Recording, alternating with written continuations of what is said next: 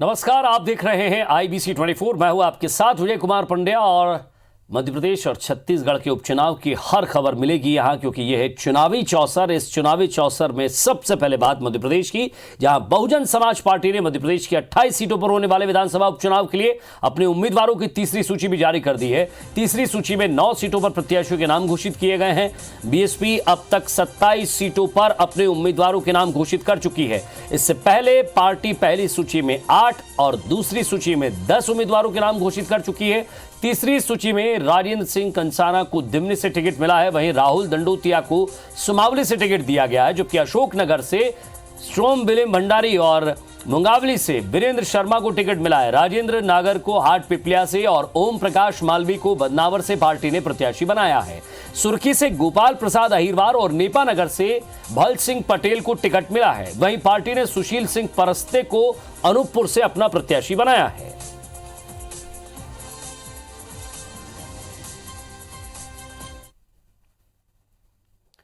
इधर छतरपुर जिले की बड़ा मलहरा सीट से कांग्रेस पार्टी की प्रत्याशी रामसिया भारती टिकट मिलने के बाद पहली बार छतरपुर पहुंची और इस दौरान उन्होंने प्रदेश की पूर्व मुख्यमंत्री उमा भारती पर कई गंभीर आरोप लगाए।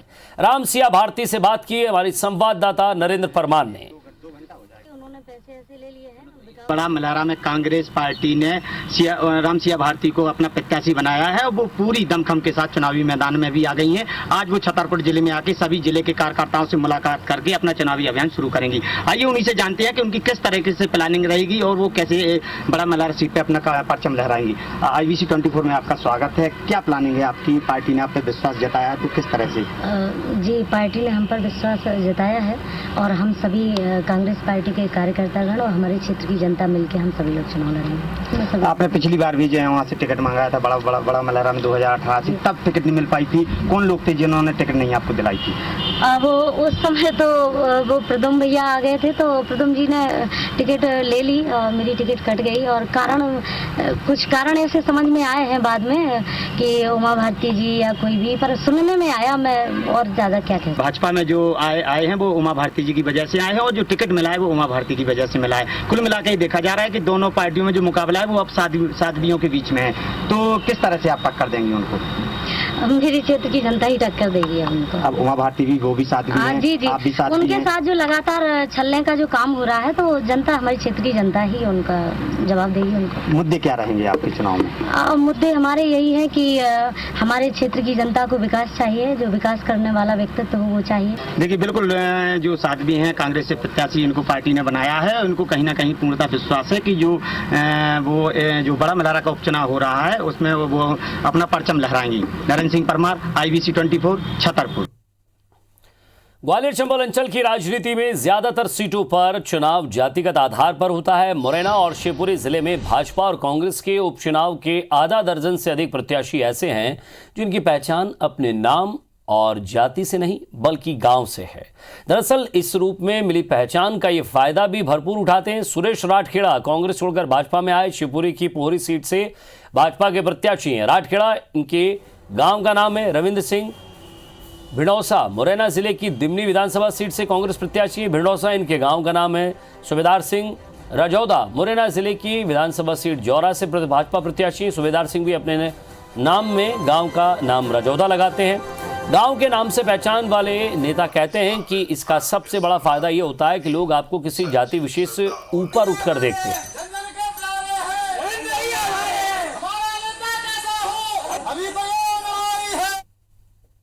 नाम या अपने माता पिता का नाम या अपने पुरखों का नाम या अपने कोई इष्ट का नाम अपने नाम के साथ जोड़ते हैं, ये उनको गौरव होता है कि एक तारतम्य जुड़ता है उससे, अपनी जन्मभूमि से, अपनी कर्मभूमि से एक तारतम्य जोड़ने के लिए और एक अपनी पहचान बताने के लिए कि मैं अमुक गांव का निवासी हूं, इस पर मुझे गौरव है। इस कारण से ऐसा करते हैं, यहाँ का है भाव। निश्चित रूप से इसका लाभ तो कहीं ना कहीं इस प्रकार के लाभ को मिलता है, लेकिन कांग्रेस पार्टी एक ऐसी पार्टी है जो हमेशा इन सब बातों से ऊपर उठ कर काम करती है।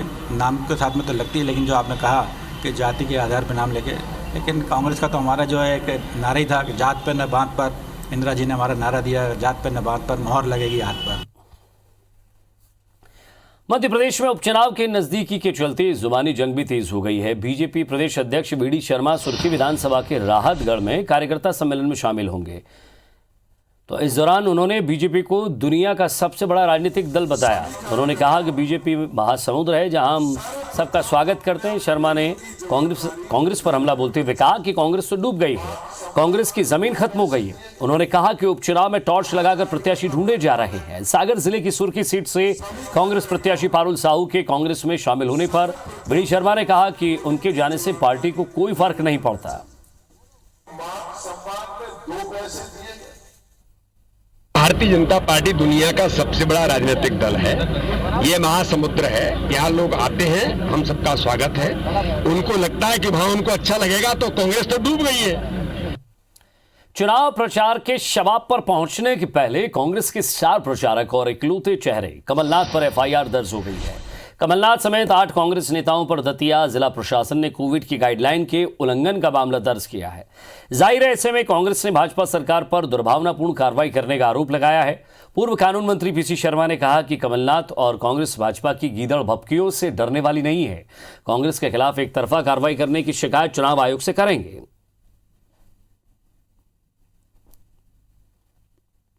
धोखे के खिलाफ, सौदे के खिलाफ ये भीड़ आ रही है। तो मैं समझता हूँ उसमें कमलनाथ जी का मामला कहाँ से आता है कि उनके खिलाफ आपने एफआईआर कर दी।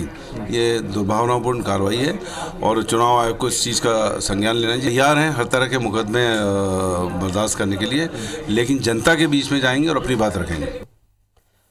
तो ग्वालियर विधानसभा के लिए ज्योतिरादित्य सिंधिया के 2 शिष्य आमने सामने हैं। सिंधिया के कांग्रेस में रहते ये दोनों उनका झंडा थाम कर चलते थे, लेकिन सिंधिया के भाजपा में जाने पर मंत्री प्रद्युम्न सिंह तोमर भी उनके साथ हैं और अब भाजपा के प्रत्याशी हैं।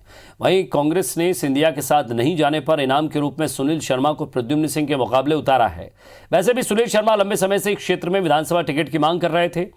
दोनों ही अपने अपने हिसाब से जनसंपर्क में लगे हुए हैं। दरअसल उपनगर ग्वालियर के नाम से प्रसिद्ध ग्वालियर विधानसभा में व्यापक क्षेत्र आता है। वैसे ये सीट परंपरागत भाजपा का गढ़ रही है, फिर भी बाबू रघुवीर सिंह और 2 बार प्रद्युम्न सिंह तोमर कांग्रेस प्रत्याशी के रूप में विजयी रहे।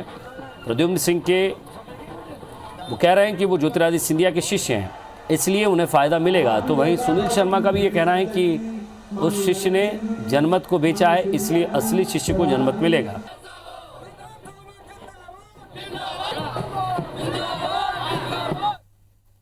एक गुरु के 2 शिष्य होते हैं। शिष्य को गुरु लास्ट में अपना सब कुछ दे देता है और एक को नहीं देता है। इसका कारण आप समझते हो क्या होता है? श्रद्धा, शौर्य और निष्ठा। कांग्रेस पार्टी की सरकार जो बनी थी वो एक एक कार्यकर्ता के खून पसीने की मेहनत की वजह से बनी थी और जनता के आशीर्वाद से बनी थी।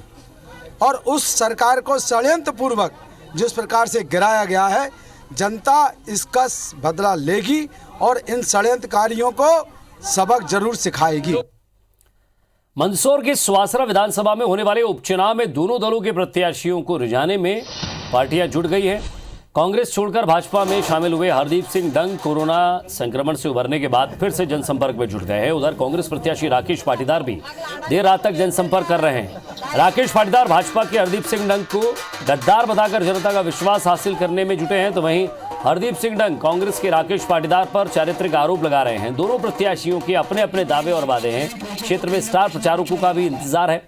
हालांकि मुख्यमंत्री शिवराज सिंह चौहान और पूर्व मुख्यमंत्री कमलनाथ सुवासरा विधानसभा के सिताऊ में जनसंपर्क कर चुके हैं। अब उम्मीदवार खुद ही दावे और वादे के साथ लगे हुए हैं। जो उम्मीदवार है उसका चाल चरित्र और चेहरा पूरी जनता जानती है, इसलिए उनके बारे में बोलने की जरूरत नहीं है, क्योंकि उस पवित्र मंदिर में भेजने के लिए कैसा इंसान होना चाहिए ये जनता निर्णय लेना अच्छी तरह जानती है। तो चरणबद्ध तरीके से कर्ज माफी हो रही थी।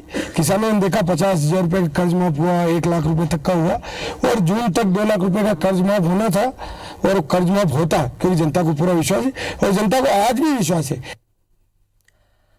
मध्य प्रदेश की कमलनाथ सरकार के पूर्व मंत्री लाखन सिंह यादव ने बड़ा बयान दिया है। लाखन सिंह ने कहा है कि धनबल और गद्दारी से कमलनाथ सरकार को गिराया गया है, जिसे चंबल के लोग बर्दाश्त नहीं करेंगे। इसके साथ ही लाखन सिंह ज्योतिरादित्य सिंधिया के 8 नवंबर के दौरे पर सिंधिया को उन्होंने तंज कसा है। लाखन सिंह ने कहा है कि सिंधिया फोर्स और तामझाम के साथ आते हैं। शायद उन्हें अपनी गलती का एहसास होने लगा है, इसलिए सिंधिया को डर लगता है। कहीं ग्वालियर चंबल क्षेत्र का जो स्वाभिमानी मतदाता है, स्वाभिमानी आवाम है, वो कहीं मेरे ऊपर टूट ना पड़े, नाराज़गी का शिकार न हो जाऊं, उसकी वजह से शायद मुझे लगता है कि वो पूरे लाभ लश्कर शिवराज सिंह जी और पूरे टीम के साथ आते हैं। नहीं तो उनका तो ये घर है, उनका गृह जिला है। प्रदेश में 28 सीटों पर उपचुनाव होने जा रहे हैं, जिसमें ग्वालियर चंबल की 16 सीटें अति महत्वपूर्ण मानी जा रही हैं और इन सीटों पर कांग्रेस से बीजेपी में आए ज्योतिरादित्य सिंधिया की साख लगी हुई है। इन्हीं सीटों के हार जाने से 2018 के चुनाव में बीजेपी सत्ता से दूर हो गई थी और सिंधिया के बीजेपी में शामिल होने से अब यह सीट तय करेगी कि सिंधिया का भविष्य बीजेपी में कैसा रहेगा। कांग्रेस के मुताबिक बीजेपी इन सीटों पर हार रही है, इसलिए शिवराज सिंह की जगह अब नरेंद्र सिंह तोमर और वीडी शर्मा को आगे कर इन सीटों पर हार का ठीकरा रखने की तैयारी की जा रही है।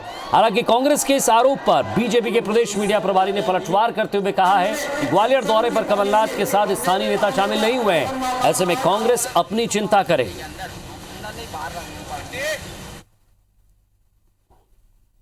इन्होंने बहुत अच्छे ढंग से समझ लिया कि ग्वालियर चंबल में मुरैना में भारतीय जनता पार्टी का सफाया होने वाला है, इसलिए ये ठीकरा जो है शिवज्योति के ऊपर ना फूटे, तो अब नरेंद्र तोमर जी को और वीडी शर्मा जी को आगे करने का प्रयास हो रहा है कि हार का ठीकरा उनके सर पर फूटे ताकि वो जवाबदार बने, क्योंकि हारना तो पक्का है। आपके मुखिया भी ग्वालियर में आए थे, उन्होंने सबको फ़ोन लगाए कमलनाथ जी ने कि आओ मेरे साथ चलो रैली में। ना गोविंद सिंह जी पहुँचे, ना अशोक सिंह जी पहुँचे। कमलनाथ जी को सहारा मिला सिर्फ मिर्ची बाबा का। एक तांत्रिक को बिठा के ग्वालियर में उन्होंने रैली की, पहले उसका वो जवाब दें। फिर ज्योतिरादित्य सिंधिया के साथ कैसे उनको अपमानित करना है, प्रताड़ित करना है, कैसे खेमेबाजी करना है, ये संस्कार कांग्रेस में थे। भारतीय जनता पार्टी में उनके आने से हमारी ताकत 1 और 1 11 हुई है और एक पूरा परिवार एक साथ जब चलता है तो एक गीत है ना, कंधों से मिलते हैं कंधे, कदमों से कदम मिलते हैं, वो चलते हैं जब ऐसे तो दिल दुश्मन के हिलते हैं। तो दिल दुश्मन का हिल रहा है कांग्रेस का ऐसे। मध्य प्रदेश की 28 सीटों पर होने वाले उपचुनाव के लिए बीजेपी ने अपने उम्मीदवारों का ऐलान तो कर दिया है, लेकिन ग्वालियर चंबल की 16 सीटों पर उसे नई चिंता सताने लगी है। दरअसल हाथरस की घटना कांग्रेस ने चुनावी मुद्दा बनाने के मूड में है उसे, जिसे बीजेपी को डर है कि उपचुनाव में दलित वोटर्स उससे कहीं दूर ना हो जाए। लिहाजा डैमेज कंट्रोल के लिए अपने दलित चेहरों को मोर्चे पर तैनात कर दिया है। अब उसका यह दाव कितना काम करता है, ये तो चुनाव नतीजे ही बता पाएंगे।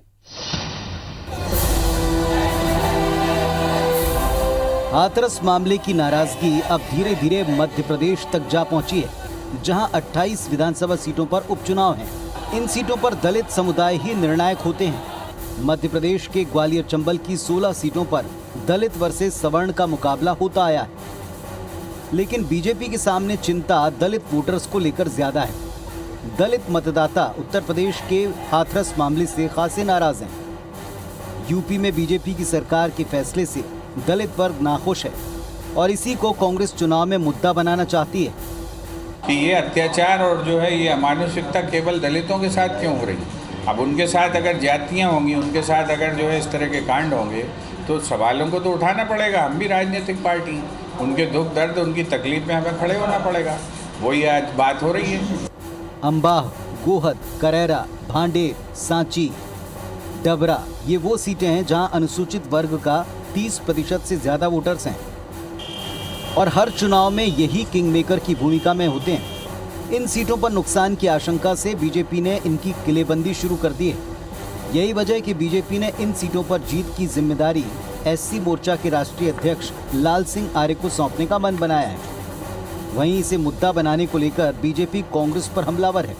सबसे ज्यादा इन वर्गों के जनप्रतिनिधि चुनकर ला रही है तो कांग्रेस की कहां बिसात है। कांग्रेस केवल भड़काने को, कांग्रेस केवल बदनाम करने में, कांग्रेस केवल अराजक माहौल खड़ा करने में, कांग्रेस केवल लड़ाने में, भिड़ाने में, तनाव और हिंसा फैलाने में यकीन रखती है। पिछले चुनाव में माई का लाल शब्द बीजेपी को काफी भारी पड़ गया था और ग्वालियर चंबल भाजपा से दूर छिटक गया था, लेकिन अब दलित वर्ग भाजपा के लिए परेशानी का सबब बन सकता है, जिसका फायदा कांग्रेस ले सकती है।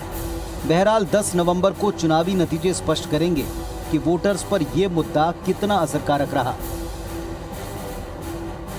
सुधीर दंडौतिया, IBC 24, भोपाल।